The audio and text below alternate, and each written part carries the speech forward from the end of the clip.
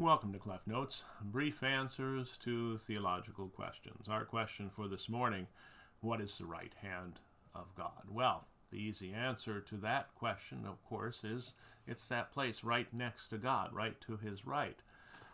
When Stephen the martyr was being martyred there in Acts chapter 7, he looks into heaven and there he sees Jesus standing at the right hand of God.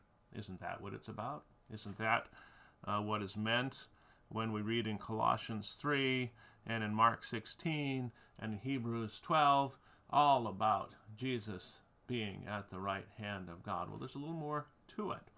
And that there's a little more to it we can deduce from 1 Peter 3:22, where it says that Christ, who has gone into heaven, is seated at the right hand of God with angels, authorities, and powers subject to him.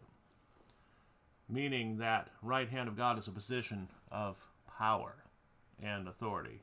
As in Psalm 98, your right hand and your holy arm have gotten you the victory.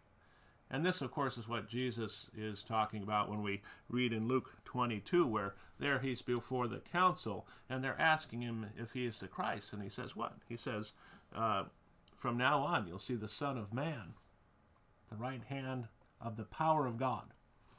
The right hand of the power of God. The idea is Christ ascending into heaven and as man receiving all power and authority. As he says in Matthew, the end of Matthew, all authority in heaven and on earth has been given to me. He has that as man now, that which he had as God before. Now, this idea of the position of power and authority that he is in also helps us to understand how Christ can be present in baptism and Christ can be present in the Lord's Supper, even with his body and blood. He's promised to do so, and that's why he's there. That's why we believe that. But the ascension gives us the idea and the backstory, so to speak, as to how he actually could be present in the Lord's Supper in that way. And of course, Mark 16, at the end there, tells us that from his position of power and authority, Christ continued to work with the disciples. So I hope that helps you, this question, this answer. What is the right hand of God? Position of power and authority.